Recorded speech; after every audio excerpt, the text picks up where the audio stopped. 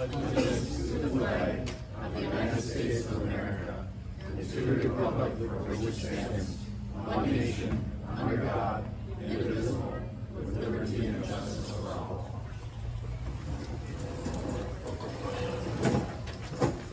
Thank you. Are there any disclosures of interest this morning? All right.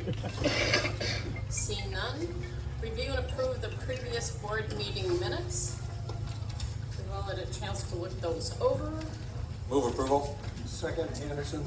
All right, it's been moved and approved to accept the board meeting minutes from July 18th. All those in favor say aye. Aye. Anyone opposed? All right, motion passes. Review and approve the county board agenda. Are there any changes? There are no changes, Chair. I'll move approval of the agenda. Second, Becher. All right, it's been moved and seconded to approve the county board agenda. All those in favor say aye. Aye. Anyone opposed? Motion passes. Review and approve the following items on the consent agenda. We've all had an opportunity to look over the consent agenda.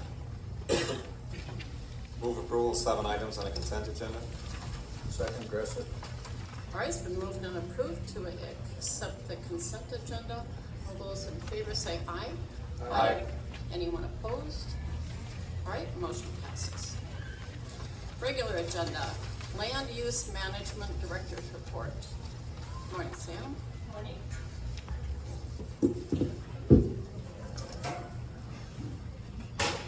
So, all right, our first item for the Land Use Management Director's Report is a request for a rezone from Mitch Riegelman. This is in Florence Township to change the zone of 1.22 acres of a parcel that is 53.42 acres in order to split off that 1.22 acres and make it a buildable site. It needs to be rezoned. The 1.22 acres in question is currently vacant, not used for agricultural purposes. The Planning Commission held a public hearing at their July 17th meeting and has recommended that the county board adopt the staff report into the record, accept the application, testimony, exhibits, and other evidence presented into the record, and approve the map amendment request from Mitchell Riegelman to rezone the acres from A3 Urban Fringe to R1 Suburban Residence District. And this is a public hearing. Thank you very much. Do we have a motion to open to public hearing? So moved. Second. All right, it's been moved and seconded to open to a public hearing. All those in favor say aye. Aye. Anyone opposed? All right, we are now in public hearing. Is there anyone from the public who would like to speak on this particular issue? Is there anyone from the public who would like to speak on this particular issue? All right, third and final time. Is there anyone from the public who would like to speak on this issue? All right, do we have? Move to close public hearing. Second, Anderson. All right, it's been moved and seconded to close the public hearing. All those in favor say aye. Aye. Anyone opposed? All right, we are out of public hearing. Any comments from the board, or do we have a motion to move forward? Make a motion to move ahead with the PAC recommendation. Second, Anderson. All right, it's been moved and seconded to accept the staff recommendation. Any other comments, questions? All right, all those in favor say aye. Aye. Anyone opposed? Motion passes. Thank you. The next item is a consideration for an interim use permit from Gary Arnson in Warsaw Township to have up to 4 horses on a property zoned R1 residential district. The county zoning ordinance was updated in 2019 to allow people to have livestock type animals on parcels 1 acre or greater, limited to 1 animal unit per acre. So 1 horse is 1 animal unit. Mr. Arnson has approximately 6 acres, therefore he could have up to 6 horses. He is only asking for 4. To increase that number, it would need to go back to the Planning Commission and County Board for approval. The surrounding area is primarily agricultural land. and the proposal does not appear incompatible with adjacent agricultural land uses. The applicant cannot register as a feedlot in the residential district. The Planning Commission also held a public hearing on this item at their July meeting and has recommended that the county board adopt the staff report into the record, adopt findings of fact, accept application, testimony, exhibits, and other evidence presented into the record, and approve the request to keep no more than 4 horses on parcels zoned residential, subject to the condition that the interim use permit would expire upon a change in ownership of the property. Thank you.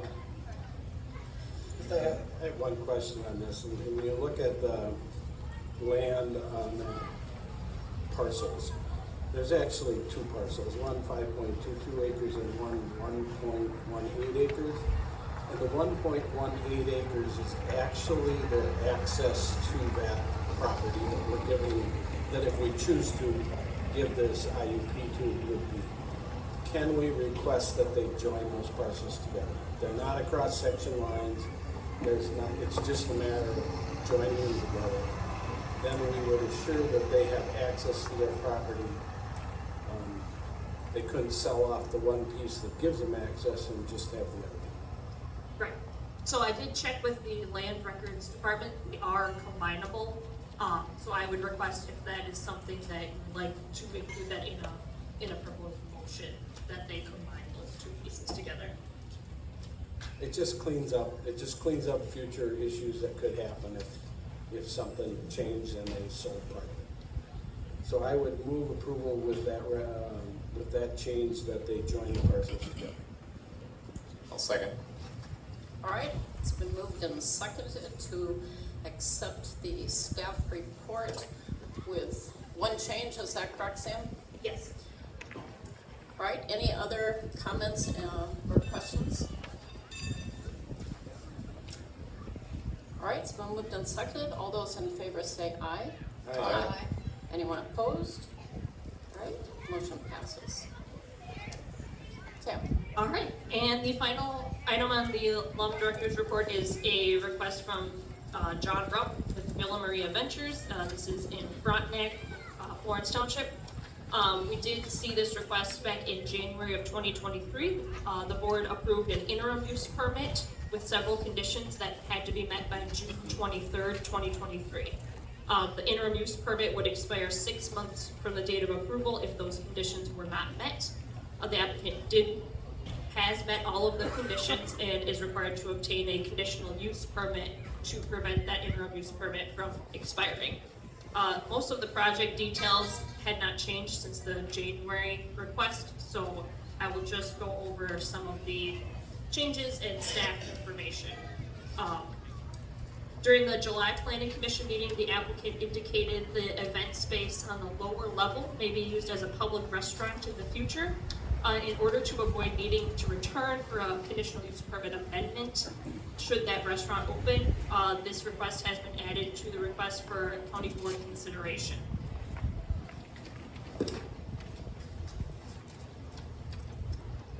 The proposed renovations to the Marion Hall building, which is the main Villa Maria building on the property, are considered a change of occupancy, and current building code provisions must be met due to this change. You will see that the bullet point below that indicates that plans for a fire suppression system are forthcoming, as discussed with the building official. This bullet point is what was presented to the Planning Commission at their July meeting. Staff felt it was important for this county board to see what was originally seen by the Planning Commission in the staff report.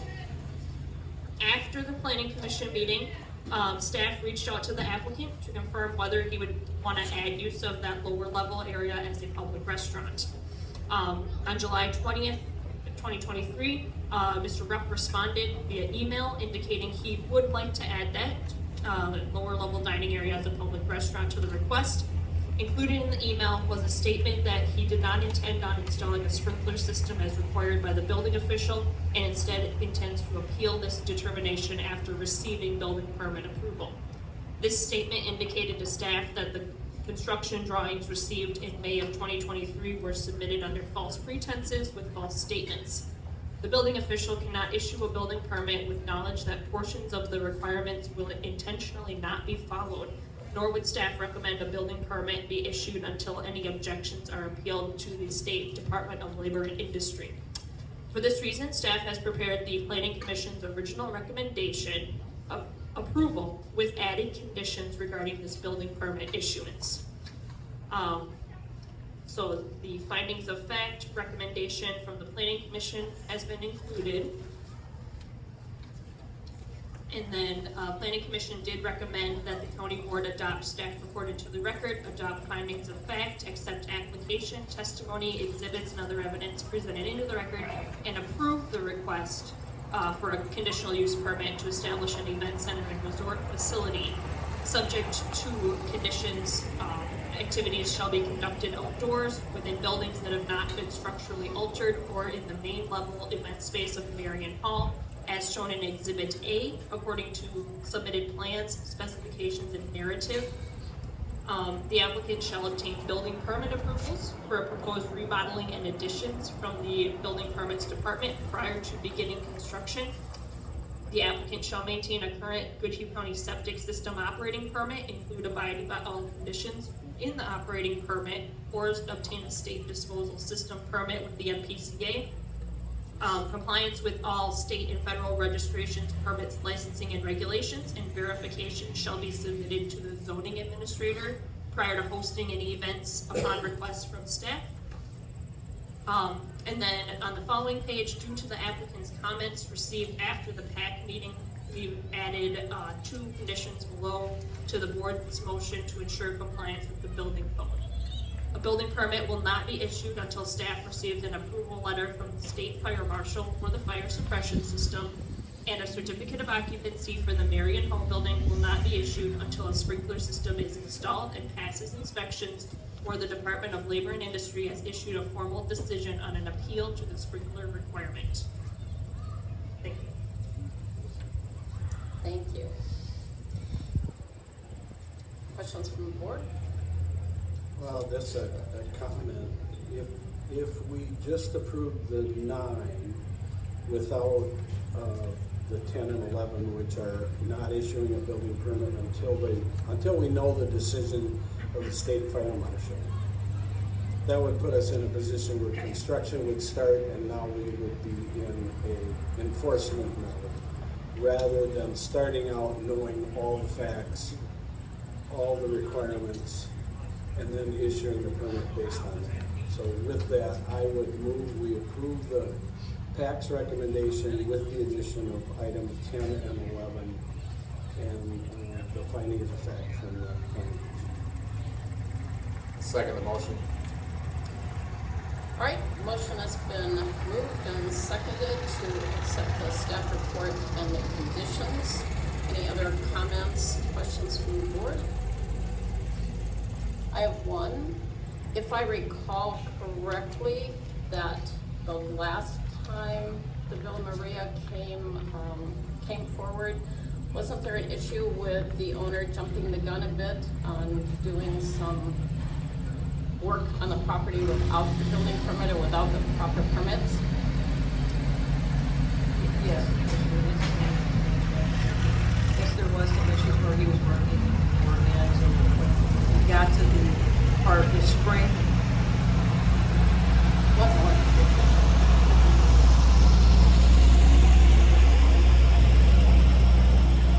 It's good noise, it needs work. Okay, When we got to the point in the spring where he was going to do the arts fair, I believe it was, building officials worked really hard with him to try to get everything ready for just that space he was going to be using. So that went off successfully, but we made sure that everything was in place before the public entered. We will continue to watch this project. thank you. All right, it's been moved and seconded. All those in favor say aye. Aye. Anyone opposed? That motion passes. Thank you. County Administrator's report. Okay, Excel Energy is in the process of relicensing their nuclear, Prairie Island Nuclear Generating Plant 1 and 2. out through 2053 and 2054. As part of that process, they have requested that Goodhue County provide a letter that would identify any potential affected areas of the project, any questions or concern, and as part of that, they're gathering support for the project. Staff drafted a letter and sent it out to department heads and commissioners. In that letter, as many of the members of the public don't have it, I'll hit some of the highlights. We requested they consult with the Prairie Island Indian community if they have not already done so. We addressed some environmental things with spent fuel storage pads, and we do note that we prefer that those at some point get out of Goodhue County, and we know there's been an ongoing debate in Yucca Mountain, the Yucca Mountain Repository, also identifying the mighty Mississippi River and various natural resources in Goodhue County. We also addressed the tritium incident that happened up in the Becker facility, and we cited to address both current equipment and future equipment and upgrade standards as appropriate. We also addressed the fact that at some point in time, Prairie Island nuclear generating plant will possibly not be there, and that it's necessary to address the tax base that would be lost with our local communities. So we've requested a discussion to create an economic development housing fund, and it wouldn't necessarily have to be funded all by Xcel, although they are a very for-profit company, but as well as the state, Xcel provides over 1 million homes with energy in Minnesota, and I think it would be very appropriate for the state to step in on that as well. And then in conclusion, we just recognize that Xcel is a good neighbor and a good employer within Goodhue County. So with that, I'd ask if there's any additional feedback. Otherwise, I'd look for approval from the county board for Commissioner Flanders to sign that letter. Thank you. I did reach out to Xcel Energy. It's my understanding that the actual application for extension of their license has already been accepted. This one is now for the spent fuel expansion. And the Public Utilities Corporation, not corporation, what is it, Public Utilities Commission. Thank you. Public Utilities Commission has ordered Xcel to work with all their host cities and counties to lessen the impact moving into the future. And there are state grants coming for the host cities and counties that I hope we will check into. The State Energy Transition Office is the committee that's working on minimizing the negative impact. And Administrator Arneson has applied to be on that committee, and we will move forward and try to get his application accepted to see if he can be on that committee and move us forward. That's all I have. Anyone else have any comments? All right, do we have a motion to accept the letter? So moved, Betcher. Second, Anderson. All right, it's been moved and second to accept sending the letter to Xcel I think Energy. just one comment. Yes. You know, I think it's important for the public to know, Xcel is an excellent neighbor. They work really hard. We've toured those facilities, and I'm not kidding you, you could eat off the floor. They are so clean and so well kept and so managed. That doesn't mean there can't be a problem. The other piece that probably most people don't know is they are roughly 20% of our levy is paid for by Xcel. That's a huge chunk of revenue for running the county. So I think we need to be cognizant of that. I think the letter really spells out our concerns, but there's long-term concerns financially. Thank you. All right, it's been moved and seconded to accept the letter to be sent to Xcel Energy. All those in favor say aye. Aye. Anyone opposed? Motion passes. Finance Director's report. Good morning. July 18th of this year, 2023, we did reach an agreement and went to an agreement with Southeast Minnesota Wi-Fi. They requested $112,138 for the expansion of Wi-Fi broadband, actually, and that includes 12 homes total of 18 passings within that. There were 12 homes. What they were coming back with now is others have been in contact with them, other residents, 7 of them, and they're requesting if they can get an additional $62,525 to serve those other residents, and that's going to be the same amount per passing as what the initial amount was for. He said it's actually going to cost a little bit more, but he wasn't going to raise the price on that. So the total amount per passing would be the same.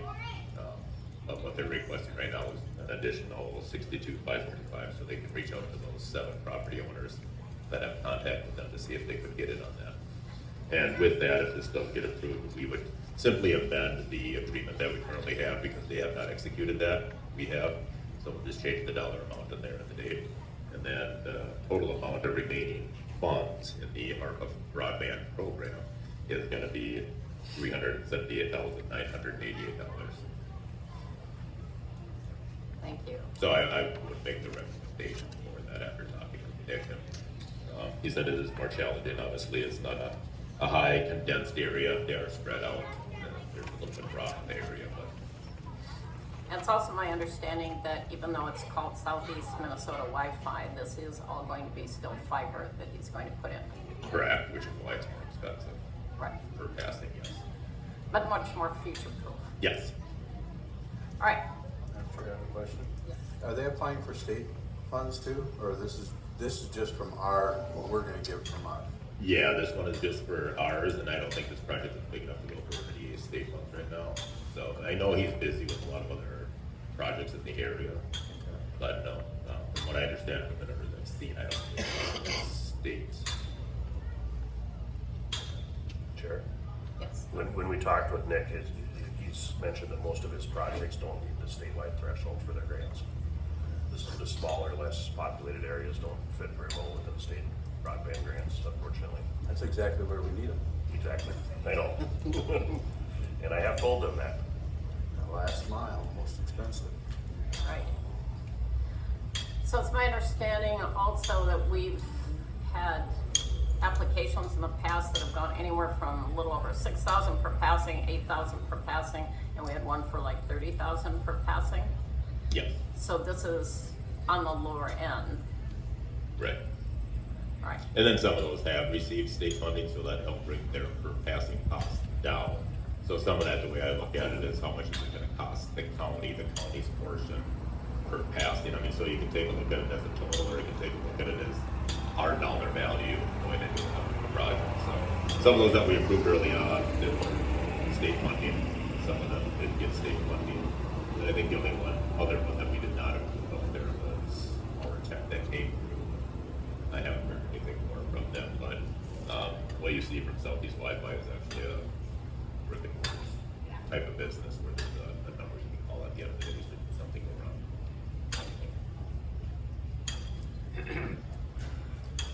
one question.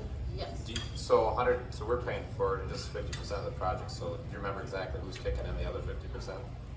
I believe it was $500, a little over $500 that the township was putting in. That was their contribution. 5,000. 5,000. Was it 5,000? Okay. And then the other amount was being paid for by Southeast. Now, again, I don't think they're getting money from other stores. I think that's If they're taking that in on their own, it. As far as I know, yes. in hopes to recoup it from subscribers. I'd move approval of the 62,542 addition. I'll second it. All right, it's been moved and seconded to accept Southeast Minnesota's Wi-Fi extension project. Any other comments or questions from the board?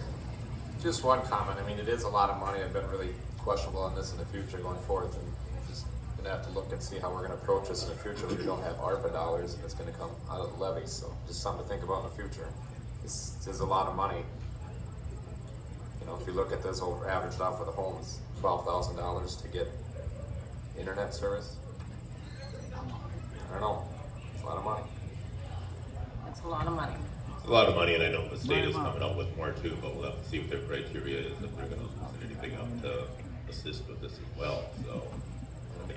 They keep pumping more into it, as you stated, it all comes out of the same pot, right? So, Right, But- technology advances pretty quick, so how useful is well, this is broadband, so it's gonna go speed of light through a little glass Right. tube, so. how many people got landlines anymore? No, I get it, I'm just saying, it's a lot of money, so it is what it is. Though again, it's my understanding, since this is fiber, that fiber is pretty much future-proof, because as need expands, they simply, I'm sure it's not that simple, but the idea is they simply take off the ends and can expand it. They won't be redigging, redoing any of the major infrastructure. All right, it's been moved and seconded to accept the broadband extension. All those in favor say aye. Aye. Anyone opposed? Motion passes. Goodhue County Soil and Water Conservation District.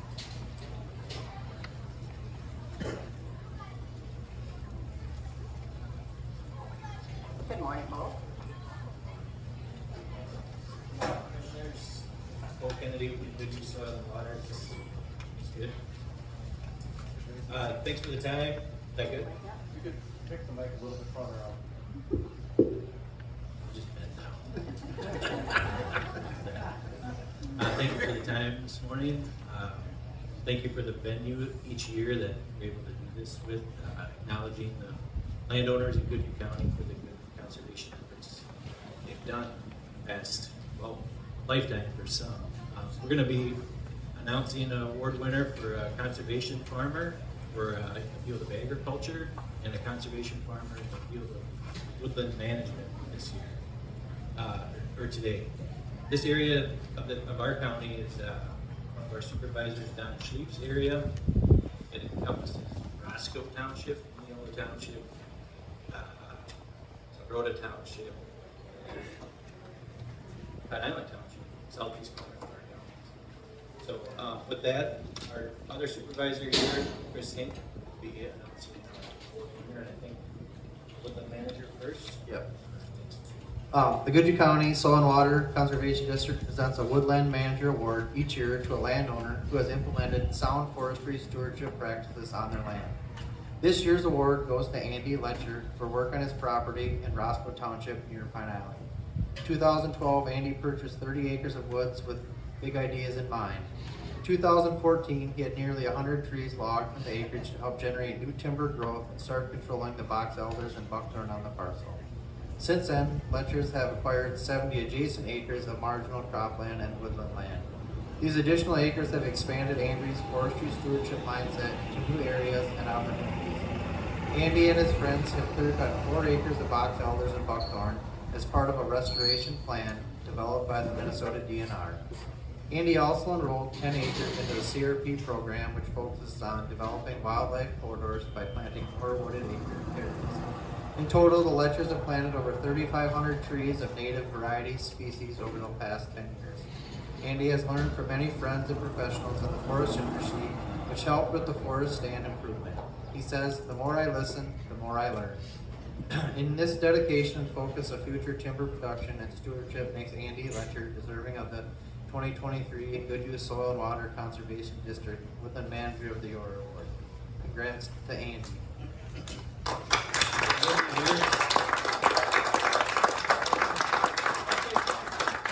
Did we get a total up with that area's commissioner and Don Sheep? That would be.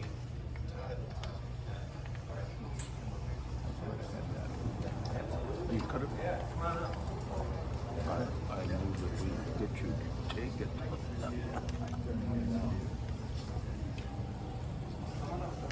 Yeah, qualified.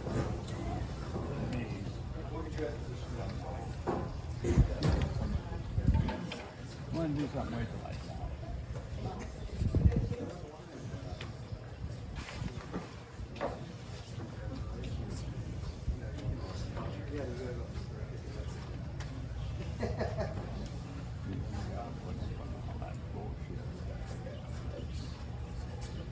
That's made for the liberals.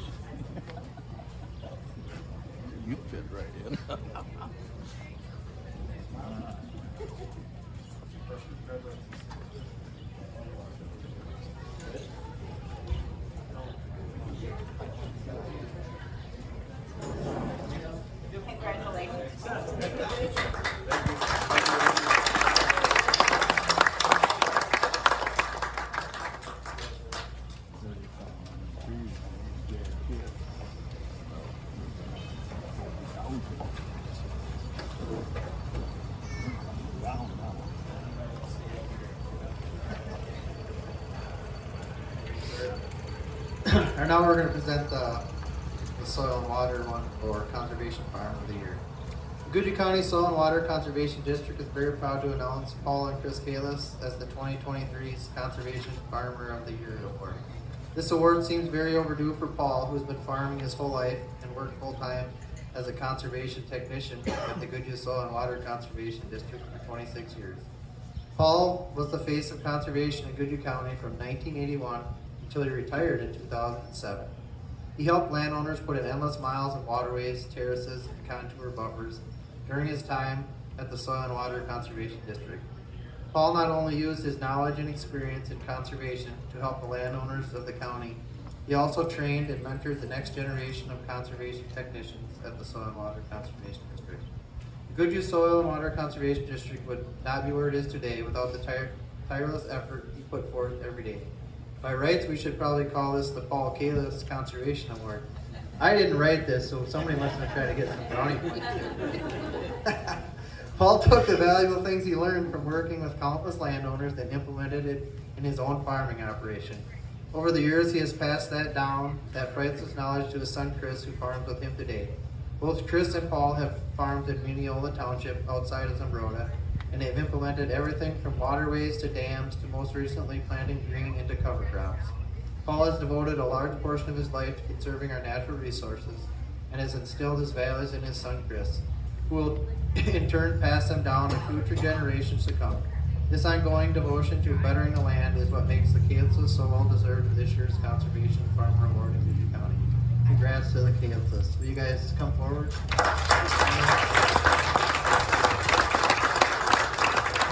Your wives can come up too.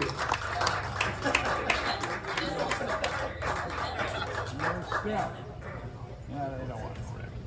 You need to talk too. On the microphone. Maybe after the pictures, I'll just say something. I came out of college 20 years ago, and Paul was the first face I saw in our office. I came out of college thinking you know everything, right? Paul quickly reminded me that our office works for landowners, you know, not with them. Our job is to help landowners. Paul had a good way of explaining that to me in a truck ride, our first truck ride together. I can't repeat everything that he said, but I learned a lot from Paul this time there. So thank you, guys.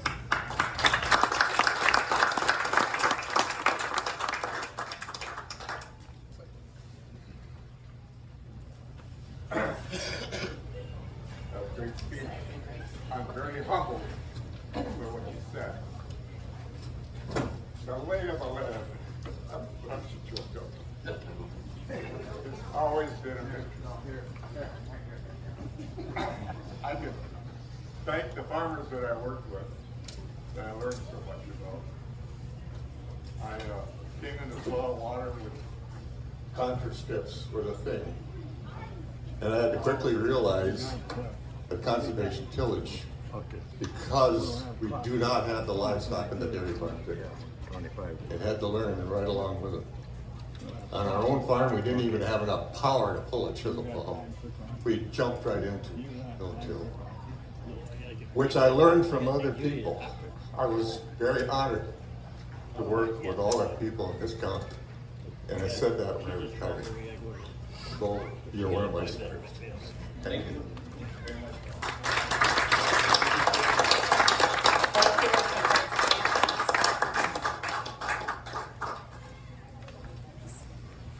Extension Office Director's Report.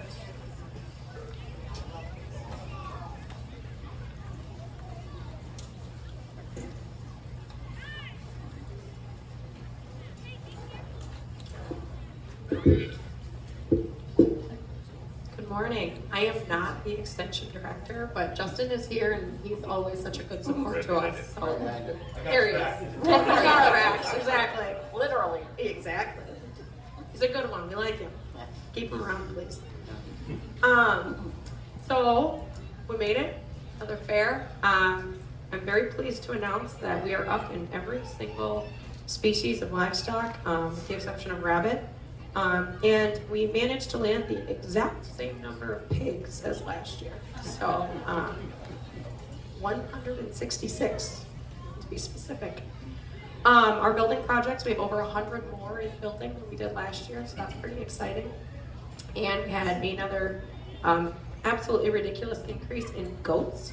If you remember last year, I said we had goats in every barn. Well, now we have a new barn, and the goats are filling that entire barn. So it's really fun to see the growth and continued support for the 4-H program here in Goodhue County. And I'll say we can't do this without the support of the commissioners. We can't do this without the support of Justin and our extension committee. I know there's more than a few of our committee members floating around here, so thank you to all of them. And if anybody has any questions specifically for our office, feel free to catch us this week. But I'm going to pass the mic to one of our youth. This is Beth Carpenter, and she's one of our ambassadors. She served as camp counselor on a regional level as well, and I don't think there's anybody more qualified to speak a little bit about her 4-H experience, although she'll argue with me about that. Hi, so I'm Beth Carpenter. I have been involved in 4-H since I was in kindergarten, and this experience has been amazing for me. This is some of my last years, but the experience that I've gotten has been so impactful. I have been able to make so many friends and had more opportunities than I could have even dreamed of having. I have grown so much in leadership, in who I am, and in hard work and responsibility. This program has been everything to me, and I am so proud of how I've come and the people that I work with, and I can't imagine a better opportunity for anyone. Excellent. Well, thank you so very much. Brad usually has some wonderful things to say about the 4-H program. Well, yeah, as a product of the 4-H program, obviously leadership really comes through in that program. Just a question, numbers of kids involved, are we about the same or up a little, or? Here at the fair or overall? Overall, Overall. registered, enrollees. We are up again this year, thanks in part to the really great work that Rachel's been doing with our after-school programming and outreach in the communities. She's been able to work directly with 3 different school districts to provide STEM programming to youth and after-school programs there. And so we are up over 200 youth this year compared to previous years. Is that going to move us up as far as our numbers in the state? Because we float around between 3rd, 2nd, right in there. Dakota County has more school districts than us, so it'll take a little bit to bump them off, but we did manage to bump off Washington this year. I'm not saying I'm competitive, but I do keep an eye on it. And then one other comment, Tammy McCullough is over here. She's our regional director for the extension. She kind of manages a group around here, and we're glad you're here today, and thank you for your work in supporting the program in Goodhue County. And for anybody who wonders about the future, take a spin through the barns, take a spin through the building behind us. There's a lot of talented people coming up in our county, and we should be really proud of that. Excellent. Any other comments? Can I make a quick comment? Chuck Schwartz. Grab the mic. Okay.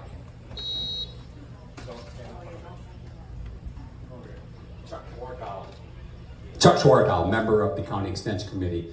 I'd like to say thank you very much to the Board of Commissioners and the citizens of the county for support they have given and for the staffing help they've given in the last couple of years. We added Rachel a little over a year ago as a 3/4 time position, specifically for doing especially the other audiences, the school audiences and other special audiences. And they were very generous in upping that to full-time for this year. And that's showing in the kinds of numbers that we're getting and the response we're getting from people around the county. So thank you very much to the county for that support. Very good, thank you. All right, and then second thing on the agenda is the Farm Family of the Year. It is my understanding our Farm Family of the Year is over running a pig show right now. And so after the adjournment of this meeting, everyone is welcome to join us. We're gonna take a little field trip over there. We're gonna interrupt the pig show for a few minutes. We'll let the judge get a water break, and we're gonna recognize the Patterson family at that time in front of their peers. So thank you very much again. Excellent, thank you. All right, for your information, there are 5 different things that were on the agenda for that. Everyone's had an opportunity to look at those. The one thing I do want to mention is simply the mighty Mississippi Cleanup Project. So Commissioner, County Administrator Scott Arneson and I went to Dakota County Board on August 1st to present them with an achievement award because they did win of the 4 counties that were participating this year in the challenge: Goodhue, Anoka County, Ramsey County, and Dakota County. And all told, there were 4 counties, 15 events happened over Earth Week, 333 volunteers helped clean up the river, 2,475 pounds of trash were collected, plus 2 extra trucks for the large objects that were found, like couches and refrigerators.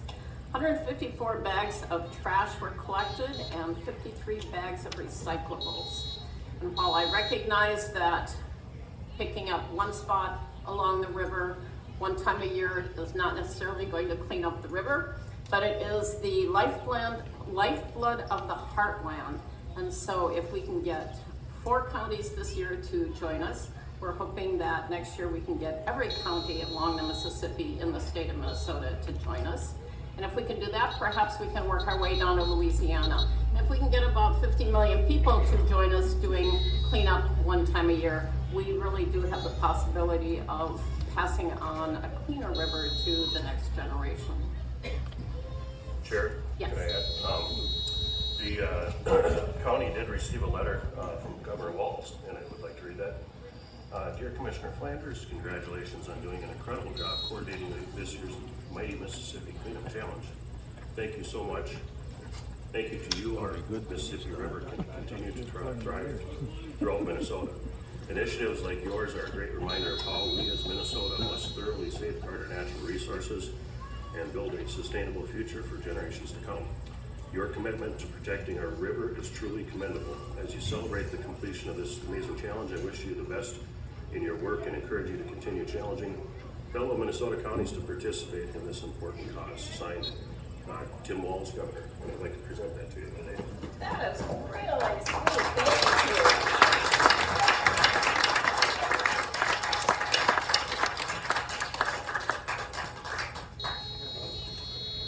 Thank you very, very much. In addition to that, it needs to be noted, Commissioner Flanders received an award at the National Association of Counties down in Austin, Texas, just recently back in July, for this effort to get this started. And that's an amazing achievement. She's humbly not going to say that, but she works diligently on this, and I truly believe she will get many, many counties to join forces with this. So please join me in a round of applause. Thank you.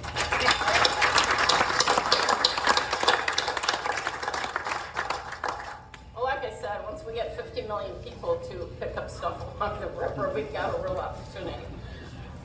All right, moving on, county board committee reports. I have a couple. Does anybody else have any?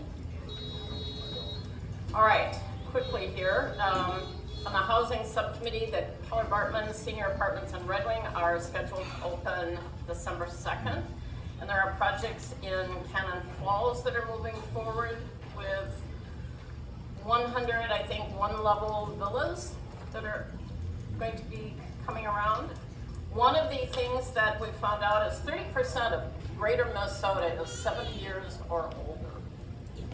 So there is absolutely a need for senior housing. However, if we want young people to come into our community, we absolutely positively have to work on affordable housing for young people. So when you hear of housing developments or whatever, please pay attention to what affordable housing means, because it really does mean that the younger families, the younger single people that come into the county, they've got to have a place to live. We really want them to stay here, especially with our first responders, fire, police, EMTs.